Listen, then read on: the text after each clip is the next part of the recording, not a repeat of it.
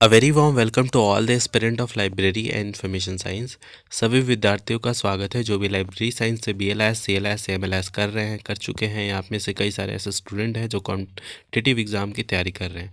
तो स्टूडेंट, आप सभी से रिक्वेस्ट है, अगर आप चैनल पर नए हैं तो चैनल को सब्सक्राइब कर लें, वीडियो को लाइक कर दें और अपने दोस्तों में भी शेयर कर दें ताकि उन तक भी लेक्चर का जो नोटिफिकेशन है वो पहुँच सके। तो आज का जो हमारा लेक्चर है, ये इसका टॉपिक है ऑर्गेनाइजिंग। तो इसमें जो लाइब्रेरी में प्लानिंग ऑर्गेनाइजिंग जो यहाँ पे जो मैनेजरियल जो फंक्शन होता है उसके बारे में हम यहाँ पे डिस्कस कर रहे हैं, जो कि पार्ट है MLI 102 का यूनिट 1 है, सॉरी यूनिट 2 है और ब्लॉक 1 है। तो ऑर्गेनाइजिंग, इससे पहले हमने प्लानिंग का डिस्कस कर लिया पूरा डिटेल में, तो अगर आपने वो नहीं देखा है तो वो भी देख सकते हैं। तो ऑर्गेनाइजिंग में क्या होता है ये अब हम इस पर डिस्कस करेंगे। Planning provide the necessary scheme for attaining a set goal. Planning क्या प्रोवाइड करता है? एक नेसेसरी स्कीम प्रोवाइड करता है ताकि आप किसी पर्टिकुलर गोल को अटेन कर पाएँ। It require human efforts to translate the plan into action. इसमें ह्यूमन की जो ज़रूरत पड़ती है ताकि जो प्लान है उसको ट्रांसलेट करके एक्शन में ले आए। Organizing is the process of diverging the machinery through which the efforts of people are directed। Organising में एक प्रोसेस होता है जो कि मशीनरी के थ्रू जो एफर्ट होता है इंसान को, इसको एक डायरेक्शन कोऑर्डिनेशन देता है ताकि जो सेट गोल है उसको अचीव कर पाए। Organising is defined as the cooperative endeavourment. Organising का यहाँ पे अगर डेफिनेशन बोले तो एक कोऑपरेटिव एंडावरमेंट है ऑफ ह्यूमन बीइंग, इंसानों का, to achieve set objective through a formal relationship, ताकि किसी सेट ऑब्जेक्टिव को अटेन कर पाए। अब ऑर्गेनाइजिंग स्ट्रक्चर की बात करें तो यहाँ पे देखें, यहाँ पे इस मतलब चार्ट के थ्रू मैं आपको बता रहा हूँ, मतलब फ्लो चार्ट के थ्रू देखें। यहाँ पे ऑर्गेनाइजेशनल लेवल है एंड ऑर्गेनाइजेशनल स्पैम है। जैसे डायरेक्टर या इंफॉर्मेशन, तो उसमें यहाँ पे पहला लेवल में लाइब्रेरियन होता है, दूसरे में डिप्टी लाइब्रेरियन होता है, तीसरे में यहाँ पे असिस्टेंट लाइब्रेरियन होता है। अब ऑर्गेनाइजेशनल प्लान की बात करें तो यहाँ पे इंफॉर्मेशन है जिसमें हेड ऑनलाइन सर्च हो गया, हेड फिर प्रोजेक्ट हो गया, हेड लाइब्रेरी इंफॉर्मेशन स्पैन हो गया, या हेड पब्लिकेशन। तो इस तरीके से जो है ऑर्गेनाइजेशन जो है वो वर्क करता है। अब मॉडल ऑफ ऑर्गेनाइजेशनल स्ट्रक्चर की बात करें, a study of evolution of formal organisation structure shows 5 major जो चीज़ें हैं उसके बारे में। जैसे ब्यूरोक्रेट्स हो गया, डिपार्टमेंटलिस्ट हो गया, प्रोजेक्ट ऑर्गेनाइजेशन हो गया, मैट्रिक्स एंड नेटवर्क हो गया। तो इसके बारे में अब हम डिटेल में बात करेंगे। ब्यूरोक्रेटिक स्ट्रक्चर सबसे पहला, this is the earliest form of organisation to develop and and is mechanised in nature. ये एक अर्लीस्ट फॉर्म ऑफ मतलब यहाँ पे डेवलपमेंटल जो चीज़ें हैं।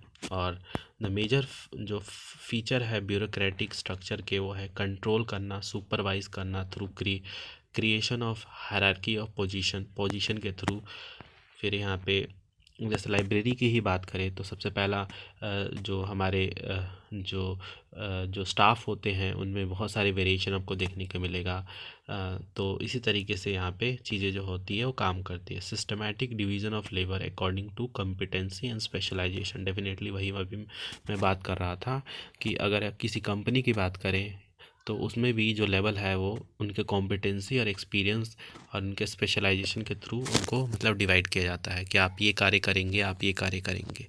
हर किसी को मैनेजर नहीं बनाया जा सकता और हर कोई वर्कर नहीं होता। Forming of rule regulation, uniformity, coordination efforts, ये सारी चीज़ें। इंटरपर्सनल रिलेशनशिप हो गया जो कि अचीव किया जाता है अनबायस एग्जीक्यूशन के द्वारा।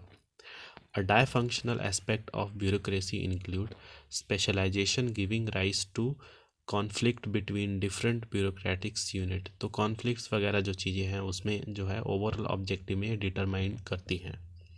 Formation of status conscious clipper and group हो गया। रिजिड जो रिलीजियस एप्लीकेशन हो गया, रूल्स हो गए। इम्पर्सनल जो अप्रोचेस है ताकि प्रॉब्लम को सॉल्व किया जा सके कैसे, वो सारी चीज़ें इसमें आती हैं। फिर यहाँ पे डिपार्टमेंटलिज्म जो हो गया, ये सब इसमें आता है। This structure involve a rational grouping of activity. Rational grouping of activities में आती है इनटू डिवीज़न हो गया, डिपार्टमेंट हो गया, ग्रुप हो गया, सेक्शन हो गया। जैसे कि मैंने आपको बताया, हायर टू लोअर जो चीज़ें हैं वो बढ़ती रहती हैं। Project organisation, the complexity of operation, numerous component and agency to be built with fixed time schedule of delivery, the need of the great deal of planning, search, coordination, control, feature, common large project. मतलब इसमें जो होती है project का organisation किस तरीके से होगा, किस तरीके से टाइमिंग रहेगी, क्या क्या चीज़ें रहेंगी, कैसे कार्य होगा, कैसे जो प्लानिंग होगी, रिसर्च होगा, कोऑर्डिनेशन क्या रहेगा, ये सारी चीज़ में आती है। Since the bureaucratic and the departmentalisation structure have not been able to cope with project management, ये जो ऊपर के जो हमने पढ़े ये इसके साथ कोप नहीं करते हैं, but a different type of organisational structure is organisation in nature have gradually develop, और वो सारे जो चीज़ें हैं वो ग्रेजुअली जो है डेवलप होते गए। तो ये था इसमें प्रोजेक्ट में। The project manager hold the soul authority and responsibility for planning. जो प्रोजेक्ट मैनेजर होता है उसकी सारी रिस्पॉन्सिबिलिटी वो अपने हाथ में रखता है, प्लानिंग, ऑर्गेनाइजिंग, कंप्लीट मतलब प्रोजेक्ट से रिलेटेड। अब आता है मैट्रिक्स ऑर्गेनाइजेशन। अब ये इसके माध्यम से हम समझेंगे मैट्रिक ऑर्गेनाइजेशन में। जैसे एक डायरेक्शन होता है, ऊपर भी हमने इंफॉर्मेशन के बारे में पढ़ा, तो यहाँ पे मैनेजरियल डॉक्यूमेंट डिस्क्रिप्शन हो गया, manager subject analysis, manager computer service, manager marketing. तो इसमें लेवल भी होते हैं, जैसे मैनेजर प्रोजेक्ट 1, मैनेजर प्रोजेक्ट 2। तो इस तरीके से जो चीज़ें हैं वो चल रही होती हैं। अब आता है network structure. A network is formed when two और more spatially separate organisational unit having common function are join together. जो नेटवर्क कब बनता है, जब दो जो ऑर्गेनाइजेशन है या सेपरेट जो एंटिटी है वो एक दूसरे से आके ज्वाइन करती हैं to form a channel through channel of communication, जिसमें एक चैनल ऑफ कम्युनिकेशन होता है। अब यहाँ पे देखिए feature of good organisational structure की बात करें तो इसमें क्या क्या चीज़ें होती हैं। It should promote the attainment of objective, ये प्रमोट करता है ऑब्जेक्टिव को अटेन करने में effectively and efficiently. The number of organization level known as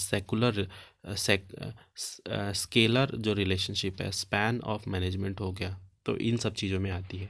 A number of levels machine हो गया, the number of functional and complexity of organization हो गया, मतलब बहुत सारी चीज़ें हैं जो इसमें आती हैं। अब अथॉरिटी एंड इट्स कैरेक्टरिस्टिक, तो अथॉरिटी एंड इट्स कैरेक्टरिस्टिक में देखते हैं क्या क्या चीज़ें हैं। An organisation function through its authority और the power of decision making. कोई भी मैनेजमेंट है वो फंक्शन कब करती है, जब उसके पास कोई मतलब एक लीडर होना चाहिए, तो वही वो अथॉरिटी बोल रहा है, और उसके अंदर पावर होता है ताकि वो कोई भी डिसीजन जो है वो ले सके। The authority and the responsibility is execute decision and vested in its functionary. तो उसका जो अथॉरिटी होती है उसके पास एक रिस्पॉन्सिबिलिटी होती है ताकि वो डिसीज़न ले सके और वो उस डिसीज़न के अकॉर्डिंग वो कार्य करवा सके। In the exercise of authority two type of relationship can be recognise. तो इसके अगर रिलेशन में बात करें तो दो तरीके के यहाँ पे जो एक्सरसाइज है जो इसमें देखने को मिलता है, रिलेशनशिप देखने को मिलता है। पहला लाइन एंड दूसरा है staff. Line authority is concern directly with the execution of the basic task. Line authority का कार्य ये होता है कि वो जो बेसिक जो मतलब कार्य हैं उनको मतलब एग्जीक्यूट करा सके। और द स्टाफ की बात करें तो जो स्टाफ होती है, on contrary the staff authority discourage adversity function को डिस्करेज करता है। Functional drawing from specialised knowledge and the experience of task functionary. तो ये सारी चीज़ में देखने को मिलती है। फंक्शनल अथॉरिटी, अब इसके अंदर ही आते हैं ये सारी चीज़ें। तो this involve delegation of some part of authority, इसके पास कुछ डेलीगेशन होते हैं सम पार्ट ऑफ अथॉरिटी से related to specific role to to a specific manager, किसी स्पेसिफिक रोल को किसी स्पेसिफिक मैनेजर को देना है, और department outside ones. The library में have fulfil authority to purchase book and information material. Library के पास ये अथॉरिटी है कि वो बुक और इंफॉर्मेशन मटेरियल को परचेज कर पाए अपने मतलब लाइब्रेरी के लिए।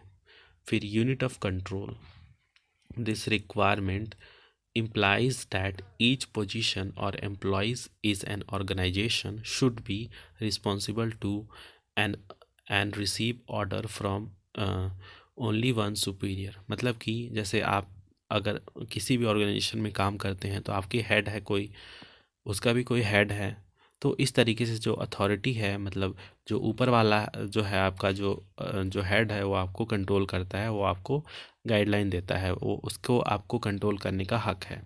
और आपके नीचे भी अगर कोई है तो आप उसको मतलब कंट्रोल कर सकते हैं। Whether it is necessary to have a large number of functional authority, अगर वो नेसेसरी है लार्ज नंबर ऑफ जो फंक्शनल अथॉरिटी है या लाइन मैनेजर है बिसाइड फॉलोइंग दिस, तो इसके लिए तो क्रिएट जो ड्यूअल अथॉरिटी है confusion and diffusion of responsibility. तो ड्यूअल अथॉरिटी में हमेशा ये चीज़ें जो है आपको देखने को मिलती है। तो some important characteristic of authority की बात करें तो वो है if staff authority is not properly define, अगर स्टाफ अथॉरिटी प्रॉपरली डिफाइन ही नहीं किया गया है तो इसमें दिक्कत आती है। Due to increase efforts of external environment, external environment के इंक्रीज मतलब एफर्ट के कारण जो फोर्स एंड स्पेशलाइजेशन है वो यहाँ पे देखने को मिलती है। The role of staff authority has increase, उसकी जो रोल है वो इंक्रीज हो गया है। फॉर टेकिंग एफर्ट्स एंड यहाँ पे इंटर डिस्क्रिमिनेशनी जो वास्टिंग है फंक्शन है अथॉरिटी की in staff department will delay action, वो डिले कर सकता है एक्शन को। उसके अलावा यहाँ पे आता है डेलीगेशन ऑफ अथॉरिटी, इसमें आता है मोड ऑफ डेलीगेशन हो गया। डेलीगेशन क्या होता है? As an enterprise grows it is neither possible not desirable for any one person to exercise all the authority and control. जब जैसे जैसे आपका ऑर्गेनाइजेशन बढ़ता है, जैसे जैसे चीज़ें ग्रो करती हैं, तो ये मतलब एक पर्टिकुलर पर्सन नहीं होता है जो सब चीज़ को कंट्रोल करके रखे, क्योंकि वो हर जगह प्रेजेंट नहीं होता। तो यहाँ पे जो होते हैं जो पावर एंड जो कंट्रोल होता है मतलब मैक्सिमम लोगों को मिनिमम जो हमारे हेड होते हैं उनको पहुँचा दिया जाता है। It became necessary to delegate authority to subordinate for taking decision, ताकि और भी जो लोग हैं वो भी डिसीजन ले पाएँ। फिर उसी में आता है मॉडल ऑफ डेलीगेशन। तो इसमें देखिए डेलीगेशन ऑफ अथॉरिटी में भी स्पेशलाइज और जनरल, ये भी स्पेशलाइज या जनरल हो सकता है, या रिटन और स्पोकन हो सकता है कि आप लिख के आप मतलब चीज़ें मतलब जैसे कोई मैनेजर होता है तो उसकी साइन बहुत बड़ा मतलब मैटर करता है, जो कलेक्टर होते हैं उनका साइन मैटर करता है, और कुछ होते हैं जो बोल दिए हाँ बस इससे ही अथॉरिटी आ गया उनका। फिर कोई स्पेसिफिक मतलब हाँ इसी स्पेसिफिक पर्सन के पास ये अथॉरिटी है, या फिर हर जनरल जो व्यक्ति है उसके पास अथॉरिटी है। तो इस तरीके से चीज़ें यहाँ पे होती हैं। प्रिंसिपल ऑफ डेलीगेशन आप इसको पढ़ लेना। फिर उसके बाद हम आते हैं नीचे ऑर्गेनाइजेशन स्ट्रक्चर एंड रिजिडिटी। तो यहाँ पे देखते हैं, देखिए the organisation structure conceive must be able to achieve set goal and enable efficiency and effective functioning of the library। तो इनका कार्य क्या ही होता है कि हर चीज़ को जो सेट किया है उसको अचीव कर पाए लाइब्रेरी में। Often the right type of organizational structure emerge as a result of experimentation with different structure and their modification. तो हर चीज़ को जैसे मॉडिफिकेशन करने के बाद जो अलग सा जो स्ट्रक्चर बन के आता है, कभी कभी वो हेल्पफुल होता है, बट अगर वो उसमें रिजिडिटी हो तो वो चीज़ों को जो होती है वो मतलब रिविन भी कर सकती है। तो इसमें इसी चीज़ की बात करी गई है। Commitment and collective decision making. अब इसमें देखें तो एसेंशियल फीचर ऑफ जो मॉडर्न ऑर्गेनाइजेशन है उसकी फंक्शनिंग कैसे होती है, is to increasing use of commitment to add up top manager. Top manager को ऐड करें, उनकी कमिटमेंट मतलब उसमें होना चाहिए। दो कमिटी में be take different names, committee जो है डिफरेंट डिफरेंट नेम लेती है, लाइक बोर्ड और commission and may be permit और the ad hoc is standing this primary objective are to provide the benefit of collection thinking. ये जो है ये प्राइमरी ऑब्जेक्टिव जो है इसको कलेक्शन थिंकिंग या फिर कलेक्टिव एक्सरसाइज ऑफ अथॉरिटी इसमें जो है वो हेल्प करती है।